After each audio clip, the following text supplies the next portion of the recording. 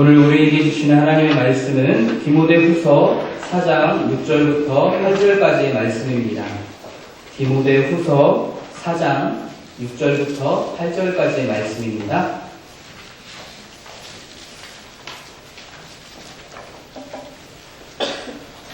다 함께 한 목소리로 합독하도록 하겠습니다. 전제와 같이 내가 벌써 부어지고 나의 떠날 시각이 가까웠도다. 나는 선한 싸움을 싸우고 나의 달려갈 길을 마치고 믿음을 지켰으니 이제 후로는 나를 위하여 의의 면류관이 예비되었으므로 주 곧 의로우신 재판장이 그날에 내게 주실 것이며 내게만 아니라 주의 나타나심을 사모하는 모든 자에게도 일하라. 아멘.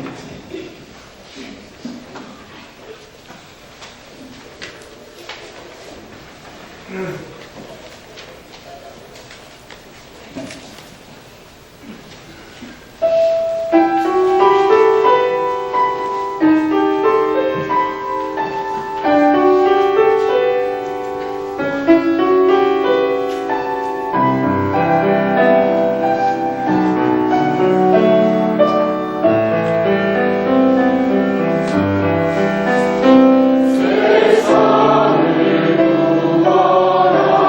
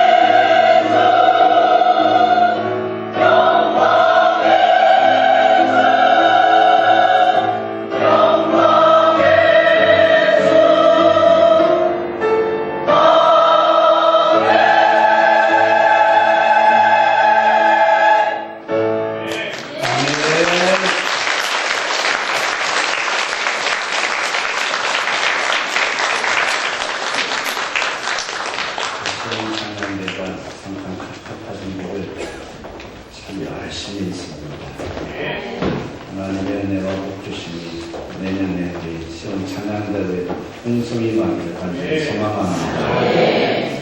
우리 옆에 분들과 인사와 교대를 하고 계십니다. 잘 되고 있습니다. 감사합니다.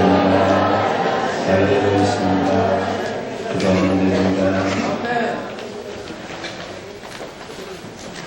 어느덧 한 해가 저물었습니다. 이제 10여일만 지나면 2016년도 새해가 밝아올 수밖에 없습니다. 그리고 2015년의 끝을 바라보는 이 시간에 하나님 앞에서 지난 한 해를 겸허한 마음으로, 겸손한 마음으로 뒤돌아보고자 합니다. 한 해를 보낼 때마다 생각나는 것이 있는데 그것은 시간이, 세월이 너무나도 빠르게 지나간다는 것입니다. 빨리 합니다. 네, 말도 빨라졌습니다. 우리 인생이란 이 세상에 잠시 들렸다가 다시 우리의 원 고향인 천국을 향하여 나아가는 나그네 길입니다. 그래서 사도 바울은 그 사실을 너무나도 잘 알고 있었기 때문에 본문에서 이렇게 고백을 하고 있습니다. 전제와 같이 내가 벌써 부어지고 나의 떠날 시각이 가까웠도다 그랬습니다. 그렇습니다. 우리의 인생은 나그네입니다. 하나님으로부터 보냄받아서 이 땅을 살아가면서 강건하면 70년, 80년 살다가 또다시 하늘나라로 올라가야 될 사람들. 그것이 바로 우리 인생입니다. 그러므로 나그네 이 인생길을 우리는 어떻게 살아야 되고 그리고 짧은 이 70년, 80년 인생길 가운데 어떤 결과물을 우리는 남겨놓고 가야 될까? 본문을 통해서 세 가지로 나누어 살펴보려고 합니다. 첫째는 우리 모두는 내 인생이 내 것이 아니라 잠깐 스쳐 지나가는 나그네 인생길이라는 사실을 깨닫고 알고 살아야 됩니다. 하나님 겁니다. 할렐루야. 제가 설명 안 해도 되겠습니다. 본문 6절에 보면 뭐라고 그랬습니까? 조금 전에 말씀드렸듯이 전제와 같이 내가 벌써 부어지고 나의 떠날 시각이 가까웠다. 떠난다라는 이야기는 이 세상에 이제 없다라는 이야기입니다. 그래서 사도 바울은 이야기를 합니다. 전제와 같이 내가 벌써 부어졌다. 전제는 이스라엘 백성들이 하나님 앞에 드렸던 여러 가지 제사 중에 그 중에 하나인데 이 전제는 단독으로 드려지기보다는 화제를 드릴 때 제물과 포도주나 아니면 술이나 기름 그리고 피 등을 부어가지고 드리는 모든 제사, 요즘으로 여기는 모든 예배의 마지막 순간에 드려지는 제사가 바로 전제입니다. 그런데 이 전제와 같이 내가 벌써 부어졌다라고 표현하면 다른 것이 아닙니다. 이제 내 인생은 마지막을 향하여 달려가고 있다는 겁니다. 그리고 하늘나라를 향하여 올라갈 준비를 해야 된다는 겁니다.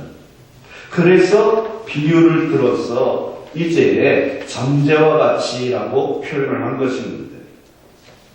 여러분 그렇습니다. 우리는 나그네 인생길입니다. 사도 바울을 비롯한 우리들도 나그네 인생길을 삽니다. 그래서 강건하면 어떤 사람은 70년, 80년 살고 요즘 한국 사회는 한 80년 삽니다. 그러나 우리나라보다 조금 경제력이 떨어지는 나라들은 여전히 40년, 50년밖에 못 삽니다. 아무튼 70을 살든 80을 살든 이 땅은 내 것이 아닙니다. 떠나야 될 세상이라는 것입니다. 그래서 이 나그네 길이 참으로 어떨 때는 외롭기도 하고 힘들기도 합니다. 특히나 과거에는 진짜 나그네들은 여행객들은 쉴 곳이 마땅치 않았습니다. 머물 곳도 마땅치 않고 먹을 것도 마땅치 않았습니다. 그러나 요즘은 어떻습니까? 돈만 있으면 어느 곳이라든 좋은 호텔들이 다 서 있습니다. 그리고 그 호텔 안에는 모든 것이 다 완벽하게 갖춰져 있습니다. 식당도 있고 또한 이제 피트니스 클럽도 있고 수영장도 있고 온갖 오락시설들이 다 들어있습니다. 그래서 호텔 안에서 다 해결이 됩니다. 호텔의 손님으로 내가 머물고 있는 한 그 호텔 안에 준비된 모든 그 좋은 시설들 마음껏 이용합니다. 하지만 어떻습니까? 이제 예약 기간이 끝나고 머물 기간이 끝나고 이제 시간이 되어서 체크아웃하고 나올 때는 어떻습니까? 그 좋았던 모든 시설물 그대로 호텔에다 놓고 내 몸만 나와야 됩니다. 왜? 그건 호텔 것이지 내 것이 아니라는 겁니다. 우리가 잠시 세상에 사는 이 좋은 기간에 마치 좋은 호텔에 머물면서 편안하게 있다가 다시 나올 때 다 놓고 나오듯이 내 이름으로 돼 있고 내 이름으로 등기되어 있는 모든 것들, 내 이름으로 이제 예금되어 있는 모든 예금 보험들, 그리고 내 것인 줄 알고 내가 가지고 누리고 살았던 그 모든 것들 다 하나님 나를 부르시면 이 땅에 놓고 우리는 올라가야 됩니다. 내 것은 하나도 없습니다. 내 건 줄 알고 내 이름으로 등기도 다 해놨는데 가지고 갈 수 있는 분 계십니까? 혹시 여러분 부모님들 중에 힘 있고 권세가 막강했었던 분들이에요. 그래가지고 그분들 이름으로 등기를 탁 갖고 넓은 땅들, 많은 억만 금의 그 재산을 갖고 사셨던 여러분 부모님들 어떻습니까? 가지고 가셨습니까? 아니면 다 나한테 남겨주고 가셨습니까? 그분들이요, 놓고 가고 싶었겠습니까? 여러분들을 사랑해서 다 남겨주고 가셨을까요? 제가 볼 때는 결코 아닙니다. 가지고 갈 수 없으니까. 남겨놔야 되니까. 누군가에게는 주고 가야 되니까. 그래도 내 피부치에게 주고 간 것 뿐입니다. 어느 누구도요, 종이 쪼가리 하나 갖고 갈 수 없는 게 하나님 나라입니다. 그래서 우리는 나그네 인생길이라는 이야기입니다. 잠깐 이 세상에 머물다가 하나님 부르면 가야 될 것입니다. 그래서 바울은요, 로마서 12장 2절에서 우리에게 이렇게 권면하고 있습니다. 너희는 이 세대를 본받지 말고 오직 마음을 새롭게 함으로 변화를 받아 하나님의 선하시고 기뻐하시고 온전하신 뜻이 무엇인지 분별하라 그랬습니다. 우리는요, 이 땅을 나그네 인생길로 살아가는데, 그래서 나는 나그네야 라는 것을 깨달아야 그래 이 땅에 미련을 갖지 않을 수 있습니다. 이 땅에 미련을 갖지 않아야 싸울 일 안 싸우게 만들고요, 조금 더 갖겠다고, 조금 더 누리겠다고, 조금 더 내 것 삼겠다고 우리는 아둥바둥거리지 않을 수 있습니다. 사랑하는 성도 여러분, 인생은요, 나그네 길입니다. 나는 이 땅에 영원히 살 수 없습니다. 다 놓고 갈 뿐입니다. 그러므로 오직 예수 그리스도, 내가 가지고 갈 수 있는 유일한 것, 이 예수 그리스도를 향한 믿음 하나 꼭 여러분 가슴에 붙잡고 사시기를 주님의 이름으로 축원합니다. 그럼 어떻게 살아야 되느냐? 두 번째, 믿음의 선한 싸움을요, 잘 싸우며 살아야 됩니다. 이 싸움에서 지면 우리는 천국에 들어갈 수 없습니다. 근데 본문 7절에 보면 나는 선한 싸움을 싸우고 나의 달려갈 길을 마치고 믿음을 지켰다 그랬습니다. 우리는 믿음을 지켜야 됩니다. 언제까지? 내가 달려갈 길 다 갈 때까지. 그래서 70년이든 80년이든 90년이든 내가 사는 이 길에서 믿음을 잘 지켜야 됩니다. 이 믿음을 잘 지키되 어떻게 지키느냐? 선한 싸움을 싸우며 지켜내라는 이야기입니다. 이 말을 기록한 사도 바울은 예수님이 세상에 오신 후 32년쯤 지났을 때 예수님을 만납니다. 부활하신 예수님을 다메섹 도상에서 만난 이후에 그는 4차례, 1차, 2차, 3차에 걸쳐서 세계 전도 여행을 떠났고 로마의 압송 과정을 거쳐서 그는 로마에서 약 주 67년에 순교합니다. 그럼 67년에 순교하고 예수님은 32년에 만났으니까 약 35년 동안 주님을 위해서 살았습니다. 이 35년간의 세월은 사도 바울에 있어서 오직 한 길이었습니다. 원웨이였습니다. 그에게는 샛길도 없었고 좌회전 우회전도 없었습니다. 그냥 곧게 주님을 향하여 고든 길을 걸어갔을 뿐입니다. 좌로도 치우치지 않고 우로도 치우치지 않고 오직 믿음의 주여 온전케 하신 예수님, 나를 살려주신 그 예수님만 바라보며 이 믿음의 길에서, 선한 이 영적 싸움의 길에서 날마다 그는 승리하며 살아갔던 것입니다. 그래서 사도행전 20장 24절에 보면 바울은 이렇게 고백합니다. 내가 달려갈 길과 주 예수께 받은 사명 곧 하나님의 은혜의 복음을 증언하는 일을 마치려 하면 나의 생명을 조금도 귀한 것으로 내가 여기지 않았습니다. 라고 그는 고백을 했습니다. 그렇습니다. 바울은요, 하나님께서 자신을 왜 이 세상에 보내셨는지, 하나님께서 나에게 주신 사명이 무엇인지를 분명하게 알고 그것을 깨닫는 그 순간부터 단 한 차례도 흔들리지 않았다라는 것입니다. 단 한 차례도 외도하지 않았습니다. 단 한 차례도 다른 것에 한눈팔지 않았습니다. 오직 이 일, 나를 살려주신 그 이유는 복음을 전하라고, 예수가 곧 그리스도임을 믿지 않는 사람들에게 증거하라고 나를 불러주셨고 세워주셔서 사도로 그 일을 감당하게 해주셨다는 겁니다. 그것을 알았기 때문에 그는 그 길을 끝까지 달려갔습니다. 사랑하는 성도 여러분, 사도 바울만 그 길을 걸어가고 있을까요? 아닙니다. 우리들도 오늘 이 시대를 살아가고 21세기를 살아가고 있는 우리들도 이 믿음의 선한 싸움에서 경주를 하고 있는 사람들입니다.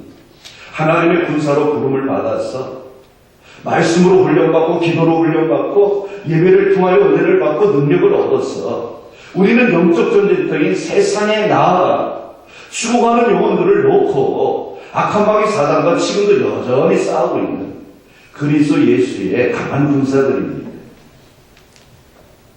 지금도 여전히 나를 믿어주시며 나에게 힘을 더하여 주시고 계신 그 예수님만 의지하고 예수 그리스도를 붙잡고 나아가는, 주님을 지휘관 삼아서 주님이 말씀하실 때 전진, 그러면 우리는 전진하고 후퇴하면 후퇴하는 거고, 그런 싸움을 싸우고 있는 우리들이라는 겁니다.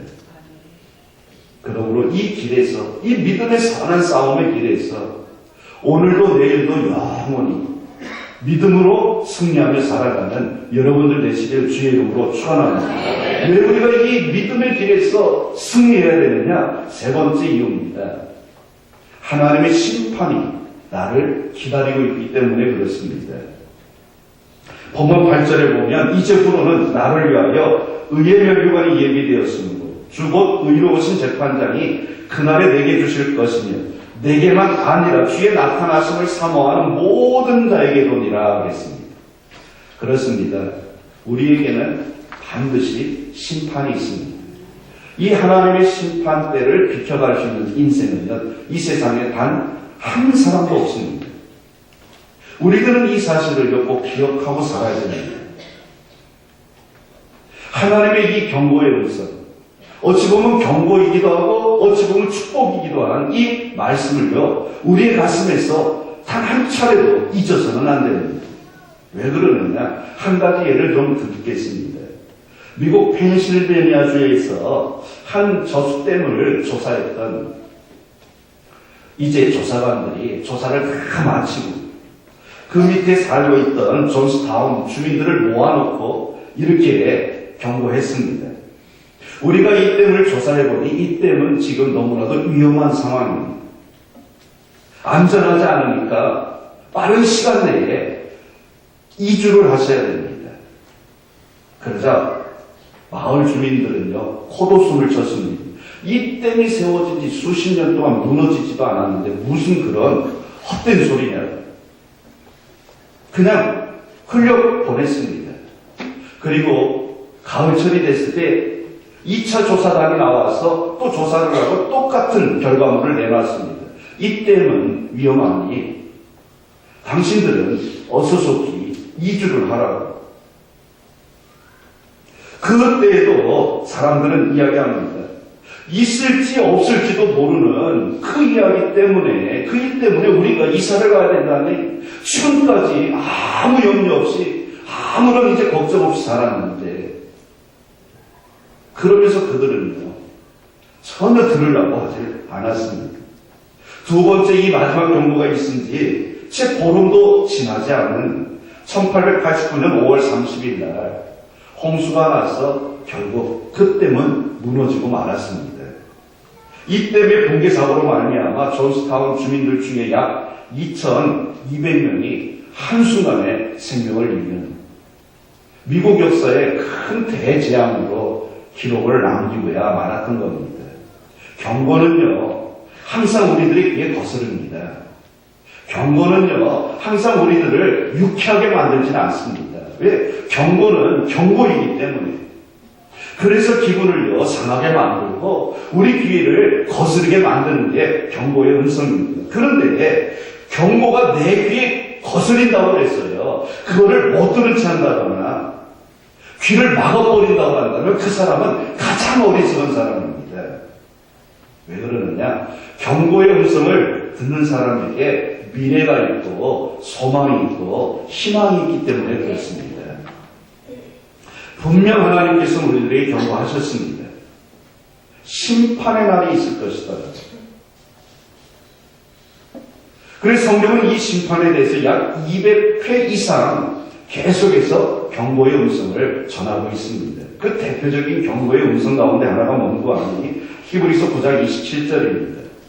한 번 죽는 것은 사람에게 정해진 것이요 그 후에는 심판이 있으리니 그랬습니다.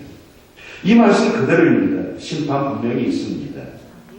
2000년 전에 아기 예수 그리스도의 몸으로 이 땅에 오신 예수님은 우리를 구원하시기 위해서 오신 구세주, 구원자, 사랑의 예수님입니다. 그러나 오늘날 우리가 기다리고 있는 메시아는 어떤 메시아냐? 심판의 메시아입니다. 사랑의 예수님이 아니십니다. 심판의 주님으로 오신다는 것입니다. 그래서 이 심판의 자리에 저도 여러분도 서게 될 텐데 우리 모두는 이 심판의 자리에서 상급을 받고 면류관을 받게 되기를 소망합니다. 생명의 면류관, 의의 면류관, 영광의 면류관, 썩지 않은 면류관, 황금 면류관을 여러분 한 분 한 분 우리 모든 신현의 가족들은 썼으면 참 좋겠습니다. 사랑하는 성도 여러분, 이제 2015년을 며칠 남겨두지 않고 있습니다. 해마다 계절이 변하고 시간이 가는 것을 우리의 힘으로는 막을 수 없지만 이런 시간의 흐름들 가운데서 깨닫고 하나님의 심판대 앞에 설 날이 한 해가 더 가까워졌구나. 1년이 더 가까워졌구나. 이 사실을 깨달으시기를 축원합니다. 나는 나그네라는 사실. 그렇기 때문에 믿음의 이 선한 싸움을 피해갈 수 없다는 사실. 이 믿음의 선한 싸움에서 예수 그리스도의 강한 군사가 되어서 이겨야 된다는 사실을 가슴에 다시 한번 새겨보는 오늘 이 시간이 되시기를 주의 이름으로 축원합니다. 이렇게 심판이 있음을 깨닫고 이 한 주간 하나님 앞에 엎드려 기도하고 또 기도하는 우리 모든 신은 가족들이 되시기를 간절히 축원합니다. 기도하겠습니다. 살아계신 하나님, 하나님께서 이들에게 말씀하고 계십니다. 심판이 있을 것입니다.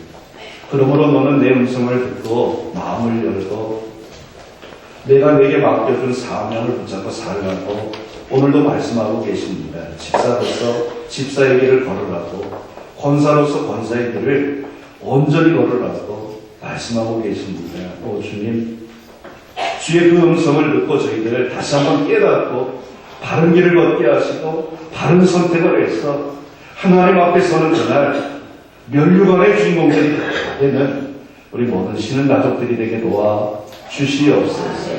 예수님 거룩하신 이름으로 기도 올리옵나이다. 아멘.